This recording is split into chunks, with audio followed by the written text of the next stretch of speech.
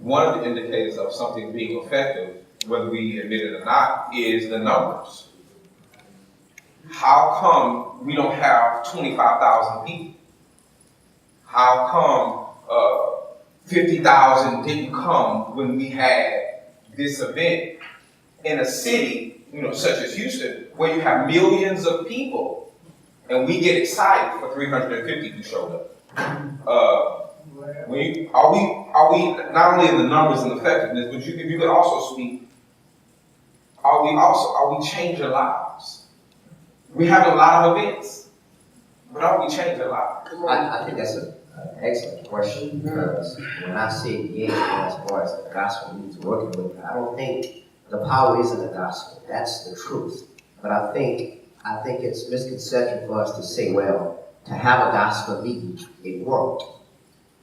A gospel meeting works if when I have it, if not necessarily folk get baptized, but there are folk who come who have never heard the gospel before.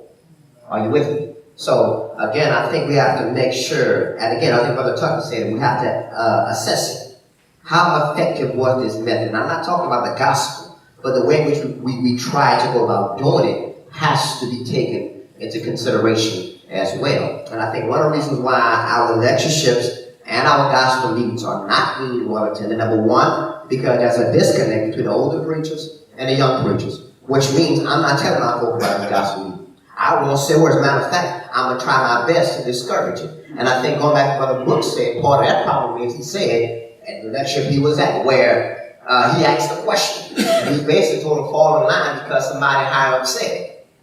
That's the first problem. And so that causes a disconnect between the preachers. Therefore, I'm not sending my people to, or I'm not going to encourage my people to attend this lectureship or gospel meeting. Secondly, if I'm going to a gospel meeting, what am I going to hear? I think that's important, because at some churches you go to a gospel meeting, you're going to hear the preacher get up there and he's going to be very straight and narrow and say, not the Church of Christ, you're going to hell, your mama going to hell, your daddy going to hell, the Pope, he going to hell, and watch this. Some folks, in fact, that's very disrespectful. Well, one preacher might say, no, that's the gospel. Well, other preachers say, well, I think that was harsh and rude because the method in which it was delivered was not right or was not appropriate. So, again, it goes back to methods and what's right, what's wrong, what's personal, what's not personal. What you consider to be an extreme to you might not be my extreme. That's why it goes back to really studying and on what the Word of God has to say. Now, some traditions are good, but there are some traditions we got that we need to check.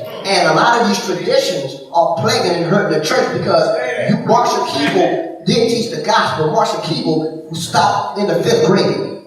Okay, now no disrespect to Marshall Keeble, but man, any other aspect of life, as we grow and mature, we learn new things. Why, when it comes to the Bible, we don't learn nothing new? Now, I'm not saying baptism is not essential to salvation. I'm not saying there's not one church. I'm not saying the Bible is right. But what I am saying, there are some things we have been doing that's just a matter of preference. And just because it was established in the 1800s this way does not mean that's what it is, and it can't never change. And if so, you have to go to the Bible, the Word of God, in context, rightly divide and show me what is wrong, as opposed to I'm proof texting, putting scripture from all over the place to try to prove something that the text or Paul did not meant to say or mean to say. So what I hear you saying is there's the message, but we want to take it out of the wagon and put it in a limousine.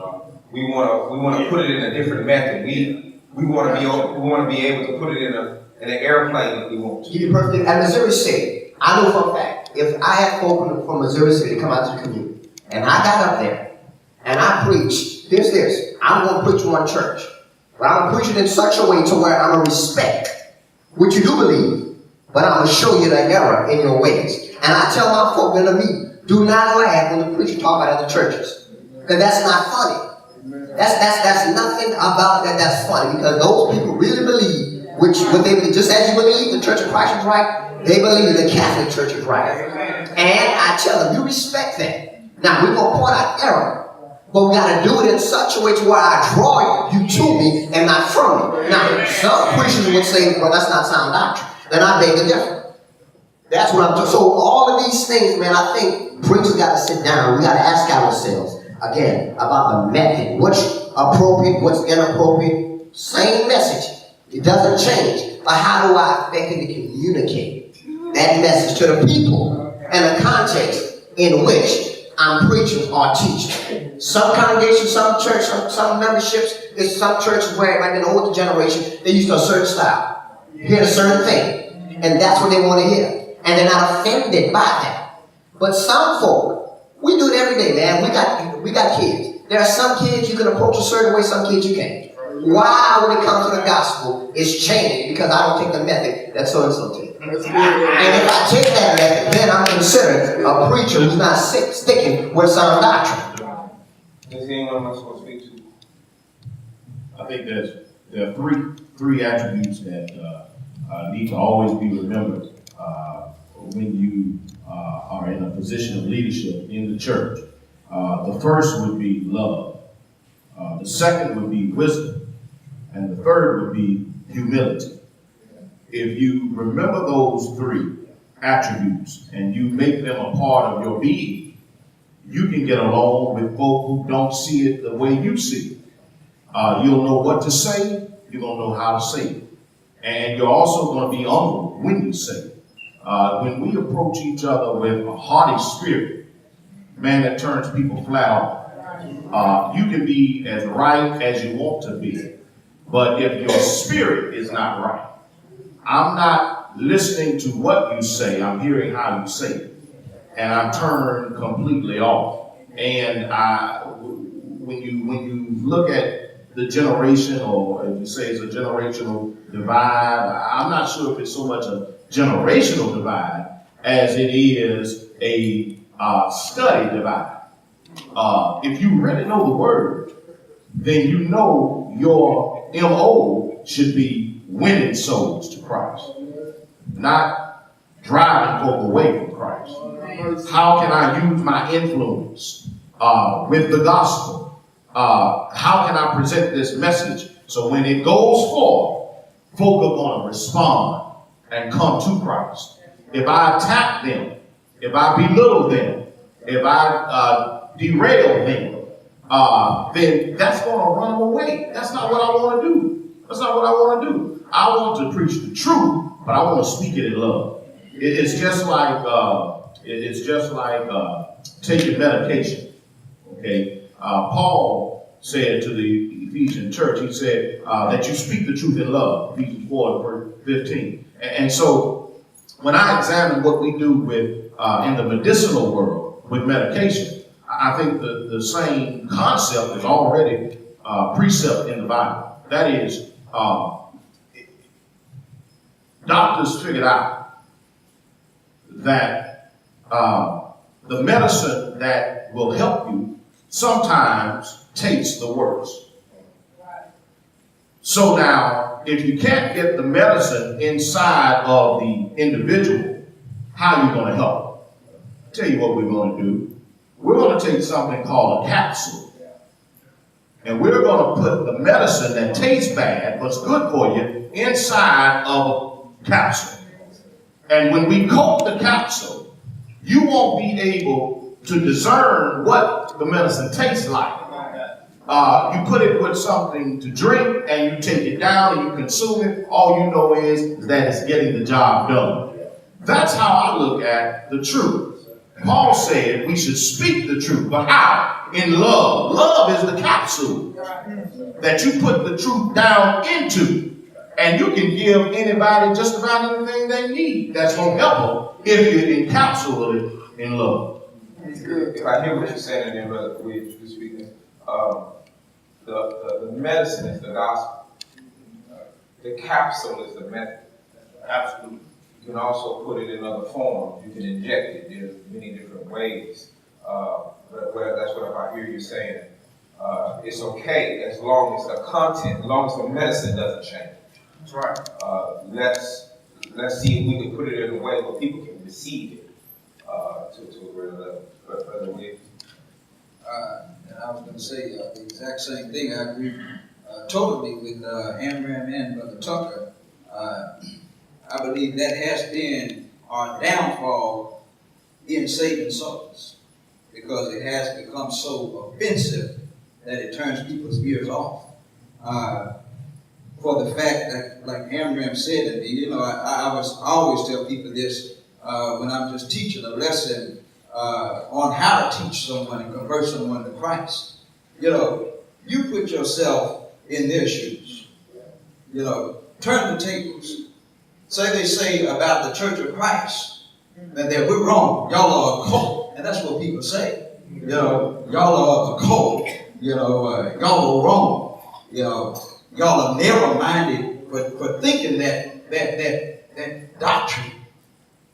Our natural response is to be offended because they attack what I believe. Okay, but then we turn around and we'll do what we don't want them to do to us, and we'll do it to them. We'll get up and say, you know, and I encourage people, you don't even have to call out any religion. All you have to do is preach the Bible. And if you preach the Bible, man, you know, they'll know that what he just preached, I didn't see that in the Bible.